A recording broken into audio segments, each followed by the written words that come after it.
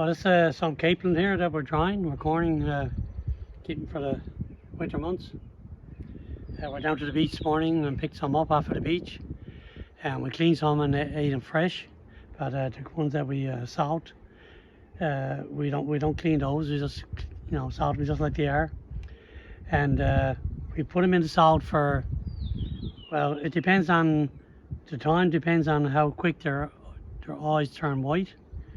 There's a bluish tint to their eyes, and when that starts to turn white, it means that they're good then with salt.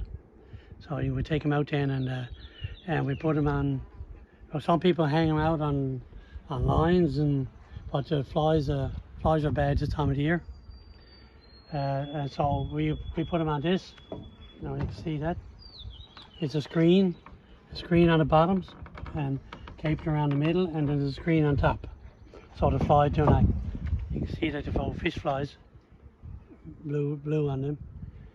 Yeah, they try to get in, but I mean they can't get in there. So. And how many days will you let them dry out for? If you get good weather, 3 days, 3 or 4 days.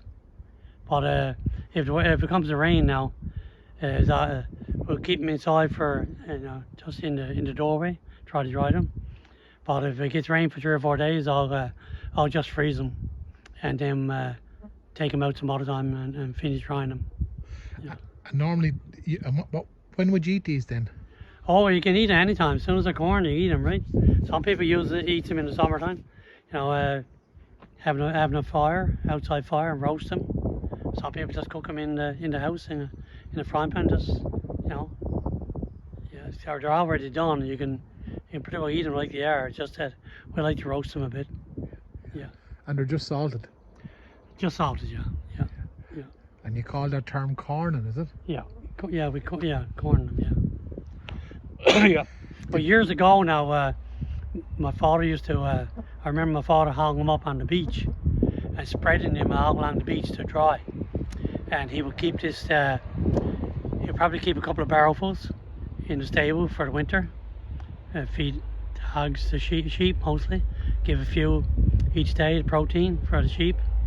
And a lot of people used to do that. And they also used the kelp for their gardens. Yeah, and their meadows for the hay. I've seen them hauling capelin from the beach, horse and cart, to the meadows for the reaching up the ground for the hay. But they also used it too with the vegetables. They would put some in between cabbage and turnips. It speed things along pretty good. And where today is the 22nd of June, is there a particular day that the capelin come in, or time? Most people usually mark the 21st of June around that time. Sometimes they're later, sometimes a little bit earlier. Did you ever hear a saying that they'll always come in by Peter and Paul's? I'm not sure of that saying, but there's something about Peter and Paul's Day. But it's I don't know if it's said with capelin. Yeah. And you over here to my left here, you've got your gardens all set.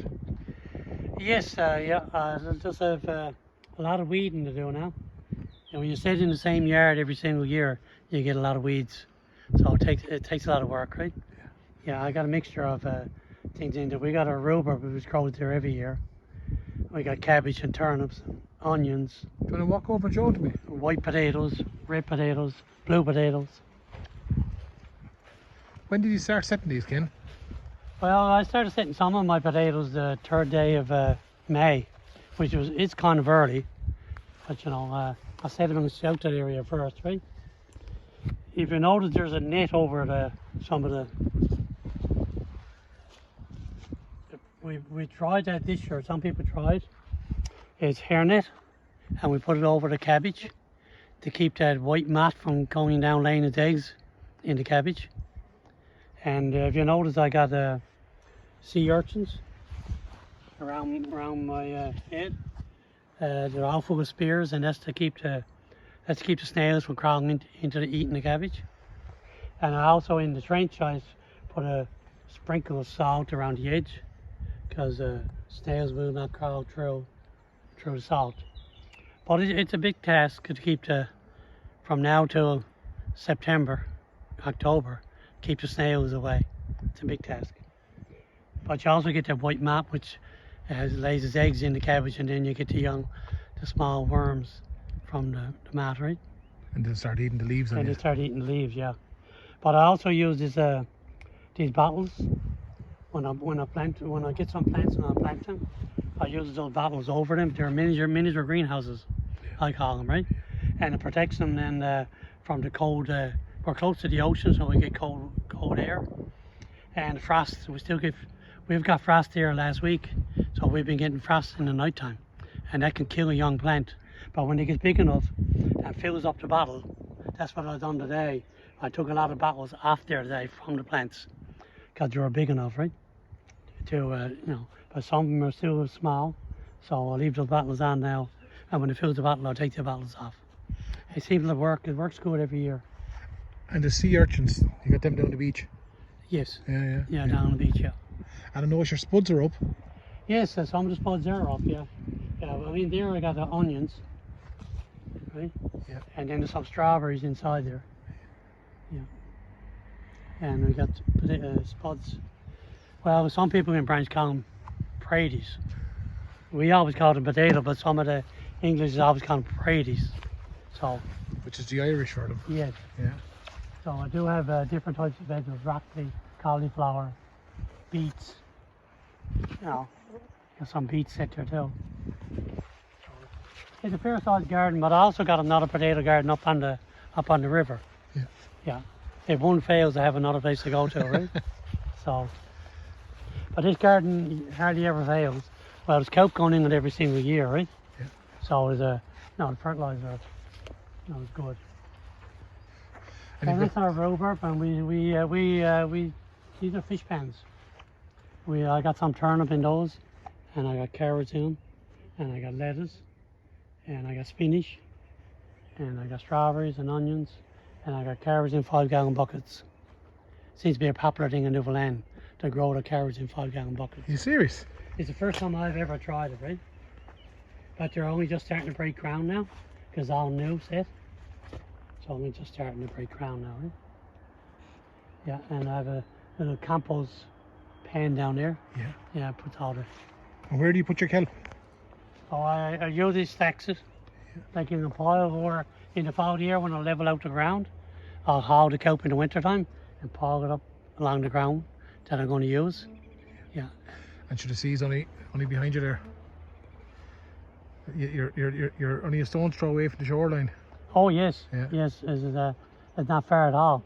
I have a cart that I haul behind my bike, my ATV. So I hauled up, I think it was 84 loads of kelp from the beach this year. Jeez. Yeah, so, But that's what the old people did, wasn't it? Yes. And so when I use most of it, and if I have some left over, some of the older people in the community, if they need some, right, you always give them that, right? Yeah. And I see you got some blackcurrants as well, have you? Yes, we got some gooseberry and currant trees there. Yeah. And we got crab apple, and we got plum trees there, right? Yeah. Yeah, and I got apple trees up on the back. Yeah. There a lot of flowers starting to get on them now, right? Did your father and grandfather set gardens now, Ken? Yes. Yeah. Yes. Yeah. Well, I don't remember much about my grandfather, but my father said a lot of potatoes. Yeah, he had a cellar, and my mother often told me when he was out fishing, she would go and dig the potatoes, her and the kids, right? Yeah, and he would come in the evening and pick them off of the beds, and they used to have between 45 and 50, big sacks. They weren't small sacks. I'm thinking 50-pound sacks or something like that. But he used to have full of a cellar, and some up on the bed of the cellar, So that was it. You weren't in their time. You couldn't go and buy potatoes. You had to have enough to do you. Large family, right? Yeah. Yeah, and cabbage was the hardest thing to keep. Yeah, they used to. My father told me when he grew up, they used to bury the cabbage. In the winter? Yeah, dig out a pit and put down some bushes, put down some cabbage, more bushes, more cabbage, right? And then cover it over on top, and they would dig into that in the winter time. Covered over with clay. Yeah. Now I keep some of my cabbage just hanging up, with the root on it. It lasts for a while, but I keep a lot of my cabbage out in the garden. I cover it up with bushes and put kelp over it, just to keep the frost from taking it. Yeah. Yeah, and just come out in the winter time and cover some and take what you need. I do the same thing with the carrots and the same thing with turnip. Yeah, we did that at home as well. We call it pitting. You'd pit them. Yeah. You dig the pit in the ground, and Okay. in the past that's why people stored them. Yeah. Okay. No, I just leave them right in the beds that they're growing. Yeah. I just cover that up. Yeah. Yeah. That's But some people takes in the carrots here and puts it in sawdust, Right. dry sawdust for the winter, and that works pretty good too. You've got Yeah. strawberries here as well, I see. Yeah, so I got about 11 beds of strawberries. I got some back in that garden, and I got some back here. I've been weeding today, but I've a bit more weeding to do. So a lot of strawberry grown there. Yeah, and these are just pumpkin mounds. I've got 3 mounds made pumpkin seed. And all that bed there, that's all broccoli and cauliflower. And would you use some of the capelin on the veg as well? Well, what I do with the capelin is, I used to bury them one time, but what I do now, I put so much, about a quarter of a bucket, in a 5-gallon bucket, and I fill it with water. And then when the capelin rot, I use the juice of the capelin, and I pour it on any part of the ground, the garden that's weak, not producing good. I'll use it there, open up the clay, and pour some around, right? Yeah, and that pushes the vegetables a lot. And the last thing I'll ask you, I see your spuds are up now. Is there a date that you'd root them at all? Well, we'll start eating out of them in August. The ones that are kind of above ground. But we won't dig them till September, October. Would you dig a few to taste on Lady Day? Oh yes, definitely on Lady Day, for sure. Yes, and probably even before that. Like the ones I set now, May the 3rd, they're early, so they should be, 3 months, right? In Did May, you- June, July. So by the last of July, they should be pretty good. Yeah, and you're ready for eating, right? Did the old people root the spuds on Lady Day years ago? Yes, yeah. They always said that, years ago that, eat them on Lady Day. Yeah, they should be ready then, right?